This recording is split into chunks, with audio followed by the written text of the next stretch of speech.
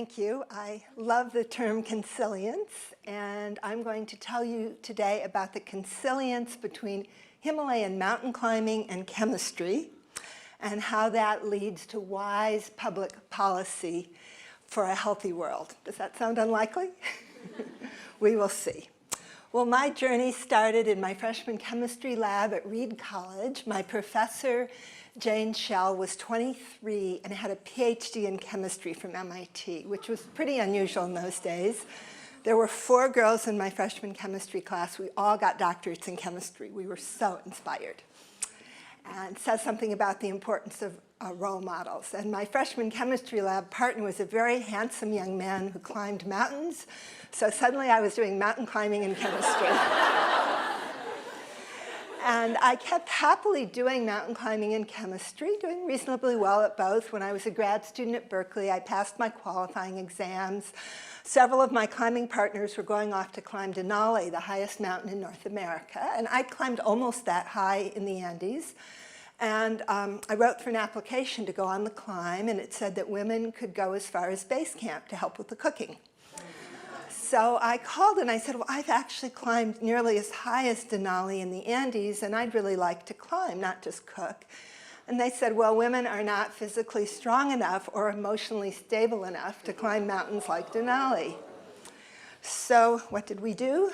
This is the summit of Denali, the first...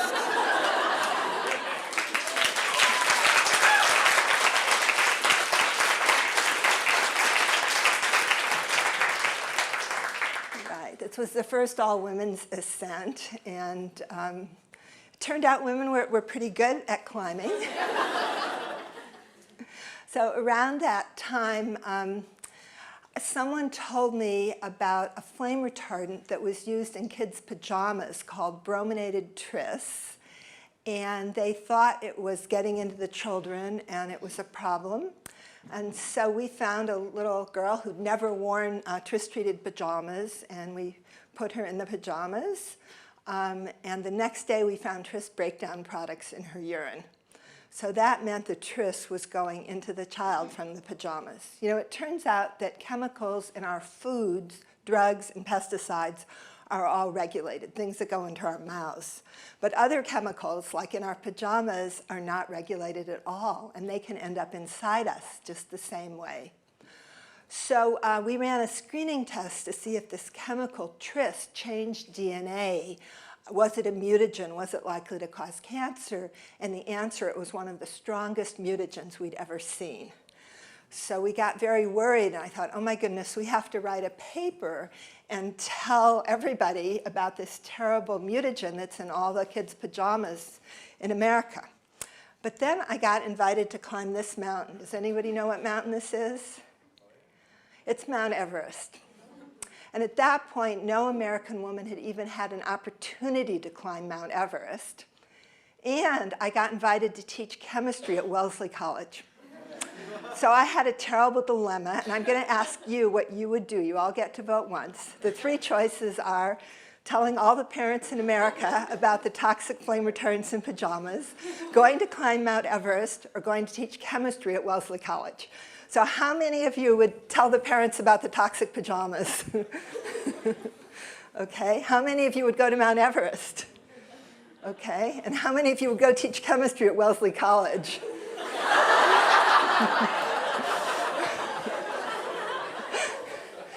So what did I do? All of them.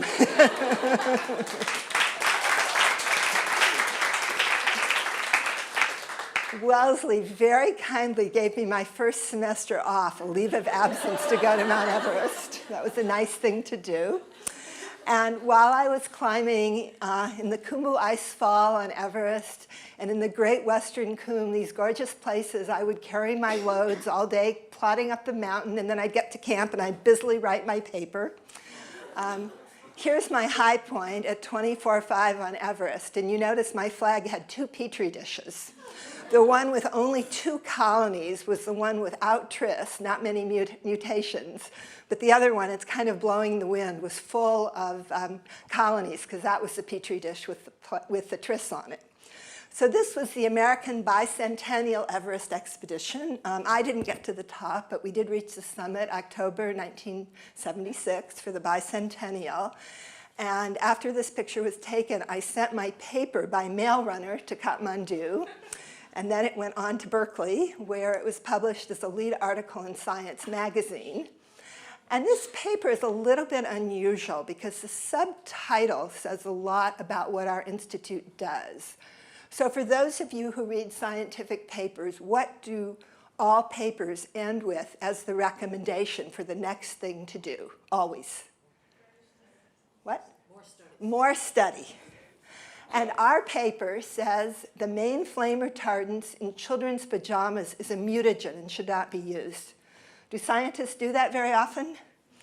No, they do more science and more science, but they don't pause and use their science to make a difference for the public.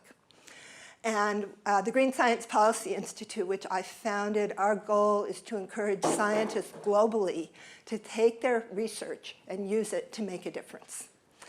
So we published this paper in January 1977. April 1977, tris was banned from kids' pajamas. I don't know how many of you were kids then, but you only wore these pajamas for about a year. And that was because we actually made a statement. Now, unfortunately, when a chemical is banned, industry likes to keep their processes as similar as possible. So when brominated tris was banned, what do you think the replacement was? Chlorinated tris. So we ran more mutagenicity tests, and surprise, it was also a mutagen, looked like it caused cancer. It was also removed from kids' pajamas. However, the sad news is that chlorinated tris has been the major flame retardant used in furniture and baby products across America during the last decade. Used at 5% of the weight of the foam in our furniture, foam, and baby products, the same chlorinated tris. However, I didn't know that back in the 70s. And on my way back from Everest, I got a permit for this mountain, Annapurna. At that point, all the world's 8,000-meter peaks, that's 26,000 feet, it's a magic height for climbers, they'd all been climbed by men, and not a single woman had climbed to 8,000 meters, and people believed that women were not strong enough to climb to 8,000 meters. Well, after Denali, I knew that women could. I thought Annapurna was the first 8,000-meter peak ever climbed. It was climbed in 1950 by Maurice Herzog from France. I thought it was the first one climbed. It must be the easiest and the safest. So guess which 8,000-meter peak turns out to be the most dangerous? Annapurna, and probably the hardest to climb. There was not enough history to do good research. So this is our team, and we ranged in ages from 20 to 50 in those days. We still get together, and we feel like we're back on the glacier. We're going to be getting together in a few months. And we climbed in very, very beautiful places, very steep ice. The reason Annapurna is so dangerous is it's very high precipitation, and these huge avalanches come thundering down. Virtually every expedition loses someone. Even though this looks beautiful to me, once I became a mom, I don't go to places like this anymore. Not a good place for mothers to be. But we reached the summit. We were the first women, the first Americans. We unfurled a flag along with the Save the Whales pin. And we were very happy. I wrote a book called Annapurna Woman's Place in about a year about the Annapurna climb. And then I thought, how did I ever get to Annapurna? I was raised by conservative Orthodox Jewish grandparents who would not let me go to the beach or ride horses because it was too dangerous. And I thought, now, I had a really crazy childhood. So I thought, I'll spend another year and I'll write a book about how my crazy childhood led to my climbing Annapurna. So my next book took 20 years, like a big therapy project, breaking trail. And meanwhile, in 1980, I had actually quit doing science. The climate in our country in about 1980 became very unconducive for research on chemicals. Everyone I knew was losing their grants. I thought, I'll take a year and I'll walk across the Himalayas. And then I fell in love and had a family. And anyway, so now it's 2006. My daughter is starting college. I wanted her to go to a small liberal arts college, but she didn't. Anyway, she went to Stanford, but she was starting school, which wasn't far from home. We live in Berkeley. But I realized, I thought, I want to go back to science. And I hadn't done science for 26 years. And I thought, well, maybe I can get a job washing test tubes in a lab, but I really wanted to do science again. And so this was like now 8 years ago. And I just have to say the last 8 years has been like climbing Annapurna every day and has been the biggest adventure of my life. And it's been about reducing toxic chemicals in the everyday products we use. But if I weren't a Himalayan mountain climber, I wouldn't have achieved none of the things would have happened. And so the problem, actually I'm going to go and just ask, how many of you think if a product is in your toothpaste or your shampoo, someone in the government is making sure it's safe for you? Nobody thinks. It's a very sophisticated, a couple people, but a sophisticated audience. So the problem is we have one law in America about chemicals before they go out in the environment. Once there's a Clean Air Act, a Clean Water Act, but once they're out there, you can't bring them back. It's called the Toxic Substances Control Act. It was passed in 1976. 62,000 chemicals were grandfathered. That means they're okay, and nothing can be done. Even asbestos, which kills 10,000 people a year, cannot be regulated. Now, we don't use asbestos, but that's because of lawsuits. And everyone who wins an asbestos lawsuit dies. That's not a good way to regulate chemicals. New chemicals, no information is required. So I said I'm going to talk about flame returns, and you may be wondering why. Remember I said that same tris that was removed from kids' pajamas is back in all of our furniture today?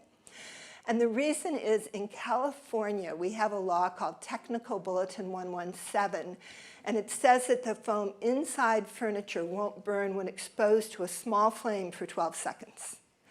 Now, if you do a thought experiment and drop a candle on your couch, what burns first? The fabric, and then do you have a small flame or a large flame?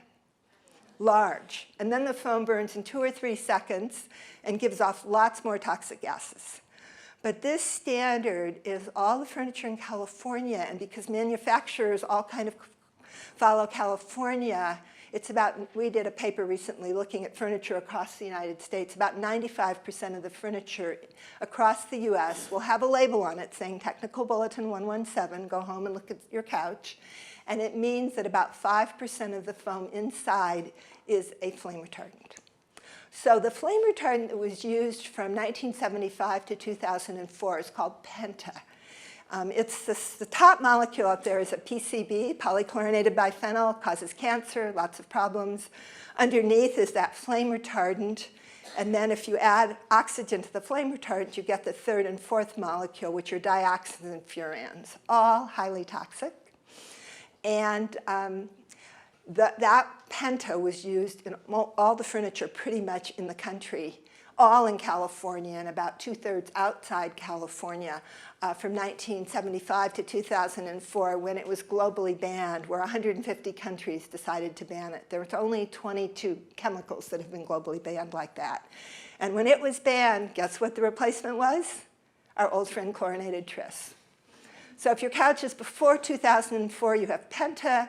After chlorinated tris, very likely. And what are the health effects? They're long-term effects. So it's not like you get a rash.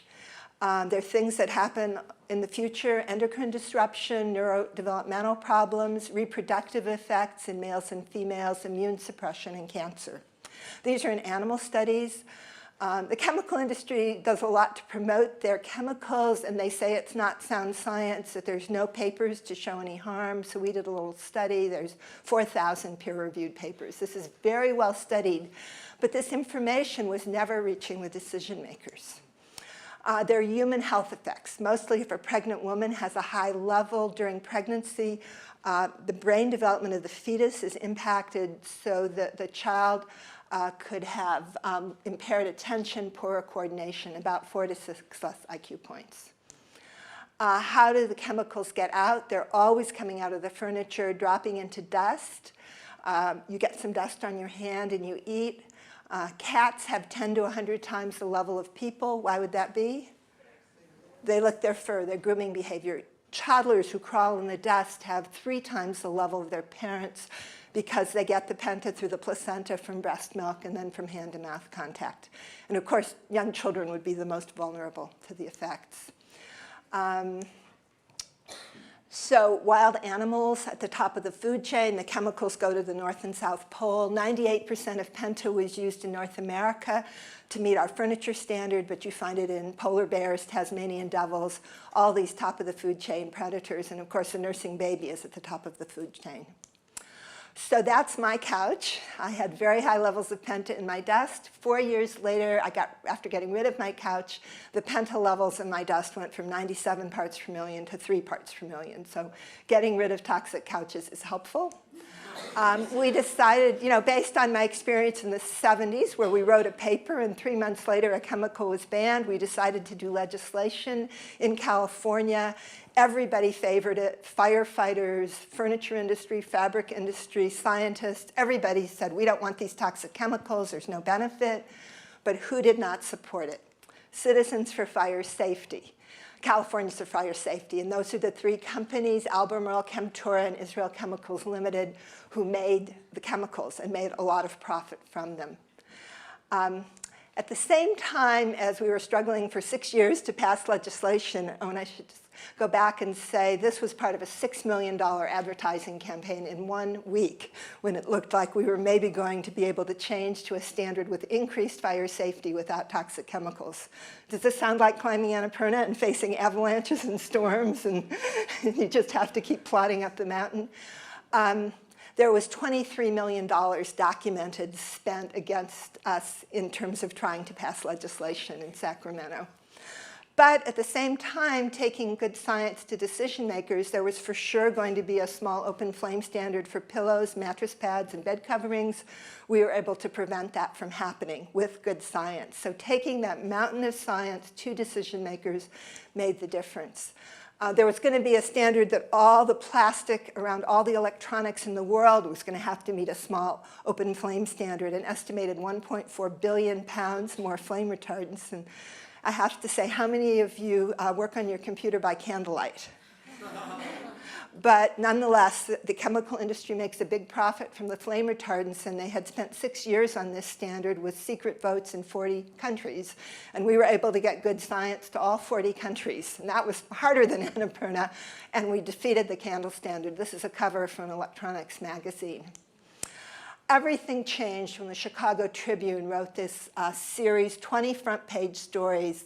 A deceptive campaign by industry brought toxic flame retardants into our homes and our bodies, and the chemicals don't even work as promised.